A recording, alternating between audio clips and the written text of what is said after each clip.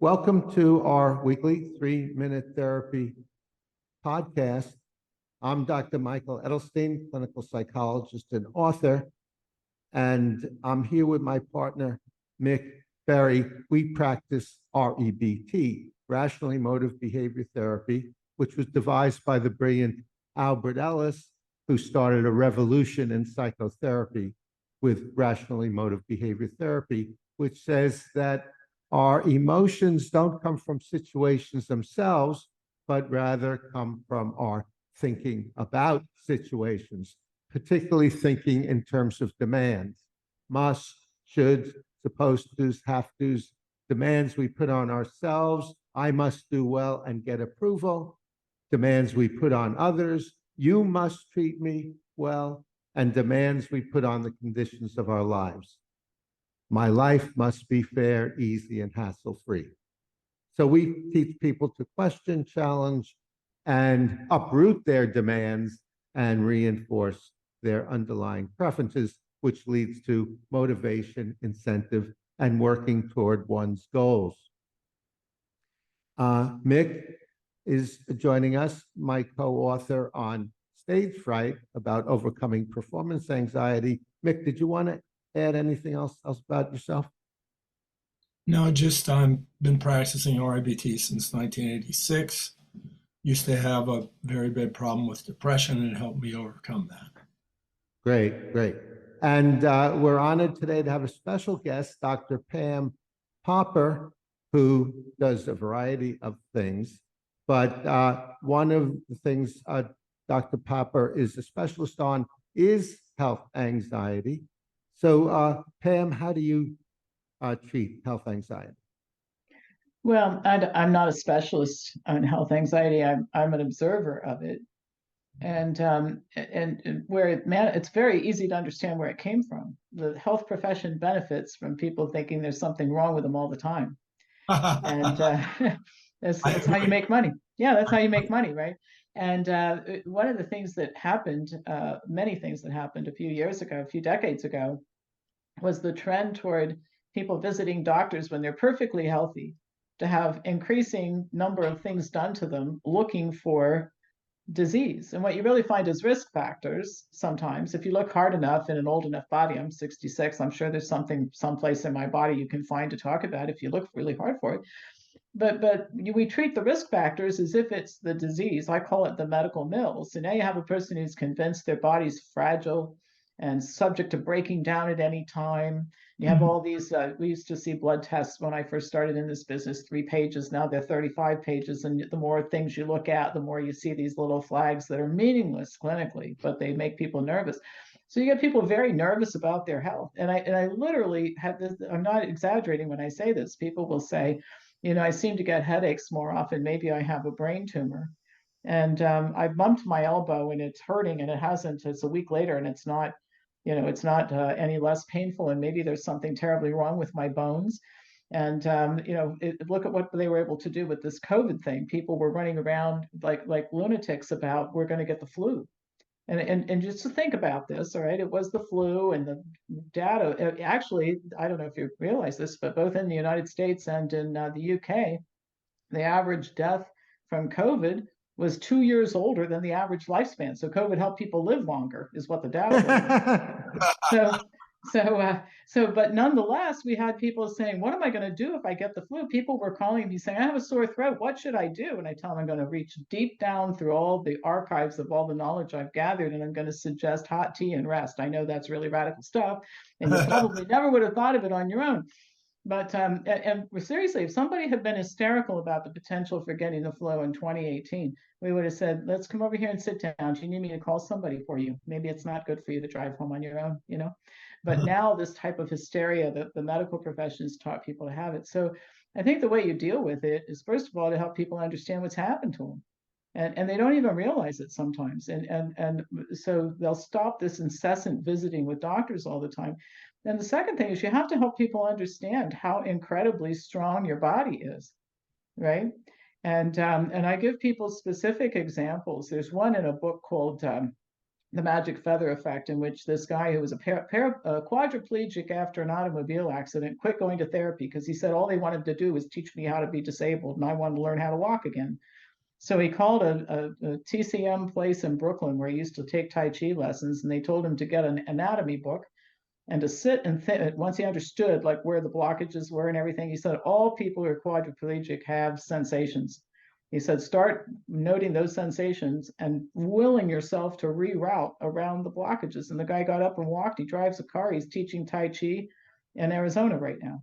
Right. So you show people how much the body is powerful and can heal, and essentially get them out of this medical mill, constant focus on I'm sick, I'm sick, I'm sick, I'm going to get sick, something's wrong, something's wrong. And they start to believe I'm healthy. You know, I'm 66. I haven't seen a doctor since 1994. And if something were really wrong, I'd go. But why would you take a healthy body to a doctor and say, see if you can find something wrong? And my insurance company will pay you to fix it if you do. Well, I'm sure they'll find something wrong. But is that good for me? Right? So that's my view on it. Great ideas, great ideas. Now, Mick? Well, I just wanted to say, Pam, that all makes perfect sense to me, and I'm very impressed. Thank you. Well, and the hard thing is, this is very easy to understand, and the people who I'm talking to about understand it. But we're talking about getting rid of sometimes decades of brainwashing about how necessary it is to hang out with doctors, and that's the key to health. Another thing that I point people to is these stories of centenarians. I love them, right? The first thing is you don't see sick, medicated, overweight centenarians, all right? So they're strong. One story I just love, this guy who lived on his 106th birthday, he dove into the lake in a bathing suit from his son's boat. On his 102nd birthday, he took up horseback riding lessons, right? And so if I showed you a picture of this guy and said, how old do you think he is? You'd say, yeah, I don't know, maybe mid-70s. He's 106, right?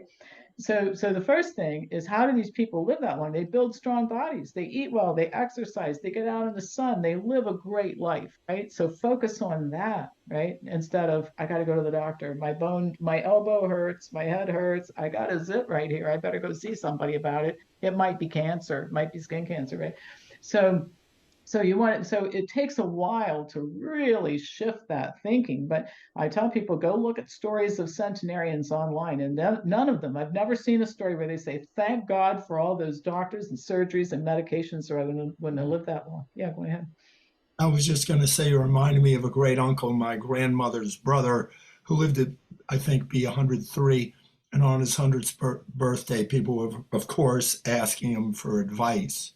He said, well, luck's a big factor, but stay away from doctors. Yeah. He was a veterinarian. Yeah. Yeah. And they're good for what they're good for. I mean, if I had a headache and it didn't go away in 2 weeks, I think I'd want to know what was going on. But that's not why most people are visiting doctors. And the other thing that they need to realize too is the whole system is designed to diagnose more and more people with sickness, because that's where the money is. So the diagnostic parameters changed for how we define sickness, right? So it used to be, if your fasting glucose levels were 140, you got a little stern lecture from your doctor. Now listen, this is going the wrong direction. By the time you come in here next time, I want to see you take off 20 pounds and start eating a little bit differently. People would do that, right? Now it went down to 126. That was the benchmark. And that was the benchmark for medicating. So we had 1.6 million people that day, and the drug companies set these criteria, who now are diabetic, right? Then they lowered it to 100, now 80 to 100. And by the time they got to 80 to 100, almost nobody falls within that range, particularly when they're my age. There's no difference in the age stratification anymore on diagnostics. And so everybody's diabetic now. I mean, if you make Trulicity at $72,000 a year, it's a bonanza, right? But if you're the person paying for it, the copays on it's ridiculous. Yeah. Well, Pam, you just convinced me not to see my doctor, so I'm canceling my appointment. But well, I don't go. You don't take your you don't take a 6-month-old car to the car shop and say, see if you can want to replace some parts in there. I mean, I'm sure they'll find something that they could do better, right? But that's just not very smart. So yeah.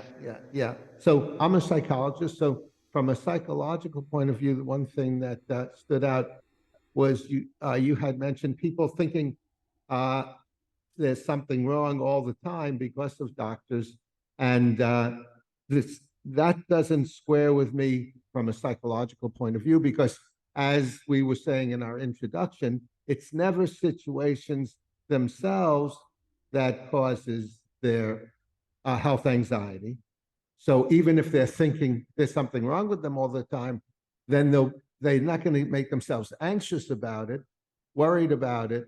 They'll be concerned if they don't have musts and shoulds. I must have a guarantee there's nothing wrong with me. I must be sure I'm okay. It would be awful if I got sick and I must not. Those kinds of musty thinking is really what leads to the anxiety, the emotional part of that, not thinking there's something wrong with you. Would you agree with that? Well, I don't know. I don't know what else to call it but health anxiety when people are concerned about nothing. There's Yeah, nothing wrong with you. All right. And what has been called wrong with you was made up by somebody and you didn't know enough to not believe it. And so this goes to another thing. I think health literacy is the only way we change the healthcare system in this country. In other words, when people buy things like houses and cars, they do it entirely differently than the way that they engage with the healthcare profession, right? So nobody stands in the driveway and says, I'm so stupid about real estate, you're just going to have to tell me where to live.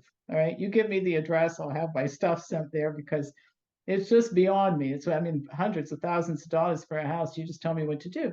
But that's what people are doing when they go see a doctor. They think that this is so complicated that they can't possibly understand it. So this makes them very vulnerable. yeah, And so I agree with you that we have situations in which the person has irrational thinking. What I'm saying is that the person develops the irrational thinking because they're programmed to do it. I'm telling you, there's a contributing factor here. And, that's and the right. only way that you fix this is to help the person understand how they were very carefully. I mean, the idea that the medical profession, the government, all kinds of, I mean, that's what advertising is all about. We're going to convince you of something. And in many cases, it's not true, right? And that's what's been done here. And so the way out of it is for people to become literate about health, to understand what risk factors really are, to read and understand medical literature so that they can make good decisions and they can say to their doctor, no, I'm not going to have a DEXA scan. It diagnoses aging, and I'm smart enough to know that I'm aging. Okay, so you're not going to scare the heck out of me about my bones by having me do this stupid test, right? So it really, there is an aspect of this that has been done to them. And if we don't recognize that, it's not fixable because they will allow it to be done to them some more. Yeah, definitely. Mick, Yeah, I think what Pam's saying, Michael, is that the manifestation of this, of people being hyper vigilant about their health, is coming from an underlying demand that I must have a perfect knowledge of what's going on and I must not take any risks whatsoever with my health care. I think that what Pam is presenting, to me, it implies that there's this underlying demand that I must have certainty that I'm okay. What do yeah, yeah, you think, Pam? I do, but it's been there's a very well done campaign that created that.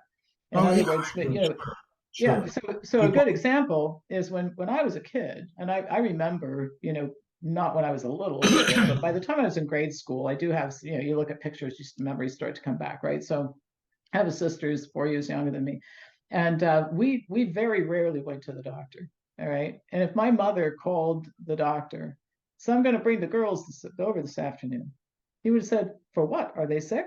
"No, I just want to have you look at them." Right?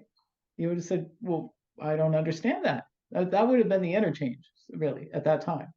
And even when sometimes we were sick, a lot of times the advice was keep her home from school. If she doesn't get better in a couple of days, call me. Well, that's not the way it works right now. You start 6 weeks after a baby is born, you're in a pediatrician's office with that baby for a well baby check, which is really a vaccination program, right? That's what the kid's there for.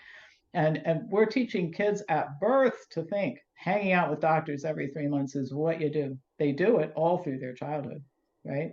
And then they grow up and they become great consumers of this medical checkup system. that doesn't result in better. Our healthcare went down the tubes. I mean, anybody that looks at what's going on right now and says that this has all been a smashing success, we're the sickest people in the world. We have the sickest kids in the world, right? So, and the most doctors in the world, Mick. yeah, yeah. And here we are. The healthcare costs are through the roof. It's not a money issue because we outspend everybody. And we think everybody should have access. Healthcare is a right. So that very few people don't have access to healthcare, even if it is the ER and urgent care. And the results are disastrous. Yeah. Well, there's not much money in teaching people to eat right. Yes, Mick? No. Well, two things. One thing, Michael, I think you were emphasizing that only we can disturb ourselves. But I think what Pam is saying is, yeah, we have to believe it, but people can teach us things that if we pay attention and learn from them, then we will disturb ourselves. So only we can disturb ourselves, but people can teach us things that we will disturb ourselves about if we believe them and learn the things that they're teaching them. Yeah, I don't think it's either or. I think it's both and. Right. We can come up with being hypochondriacs on our own, but we can also be encouraged to be hypochondriacs by people that want to promote the medical industry. But this is also reminding me, Michael, of you and I have talked about this, the term bipolar in the mental health field. 20 years ago, people were referred to as manic depressives. Now the buzzword has been for 10 years or more bipolar. And I know so many people who tell me they're bipolar, whereas you and I would simply say, no, they're just a highly fallible human being. They're no different than anybody else. Yeah, who are upsetting themselves more than a lot of humans. Okay, we don't have much more time. Pam, did you want to have a last word and tell our viewers how they could reach you? Yeah, my email address is pampopper@msn.com. My website, wellnessforumhealth.com. And what I guess I want people to remember from all of this is that you have a very strong, healthy body. If you don't, you can get one at almost any age. There's very few situations that can't be turned around a different direction, but you need to learn to have confidence in your body and to think about being healthy every day. I mean, if I thought about how sick I was every day, I'd probably make myself sick, but I don't, So we have a lot more power over ourselves and our health than most people imagine. And that should be reassuring to people instead of thinking it's all out of their control. Yeah. And I'm a big advocate of the diet that you recommend, Pam, whole food, plant-based diet. And if you want to learn more about that, go to Pam's website. And what is that? Wellnessforumhealth.com. Hey, Mick, did you want to get in a last word? One last thing. My sister's a podiatrist, and she has told me that about 95% of what she knows has come from learning from patients and not what she learned in podiatry school. It was what her patients taught her about what they were going through. Yep. And that's inspiring to patients too. I've told many people over the years, you may be the first person your doctor's ever seen get well. And that may change the trajectory of that person's practice. And that's happened many times, And I'll say one more thing. I beat up the medical profession a lot, but I will say this, and I tell my clients this. There are bad doctors out there who are dismissive and they're disease mongering and all that kind of stuff. But you know what? They're bad patients too. And if you show up in a doctor's office and say, fix me, I take no responsibility, well, you're going to get what you get, right? And you don't transact other things that way in other areas of your life. So when patients start to take responsibility, we actually have found that most doctors open up and they become pretty easy to deal with. It's a double-edged sword. And I think that people taking more responsibility for their health will make the situation better. Everybody's got to get better in this game or we can't have a better healthcare system. It's got to get better on both sides. So I'm for empowered patients and I'm also for patients taking responsibility. Very good. Very good. Okay. Well, thank you again, Dr. Pamela Popper, for joining us. That was a very enlightening interview. And thanks, Mick Berry, for joining us. And thank you, Chris Rossini, our technical engineer, who provides the glue to keep all of this together. So watch 3 Minute Therapy podcast weekly to stay on the rational side of life.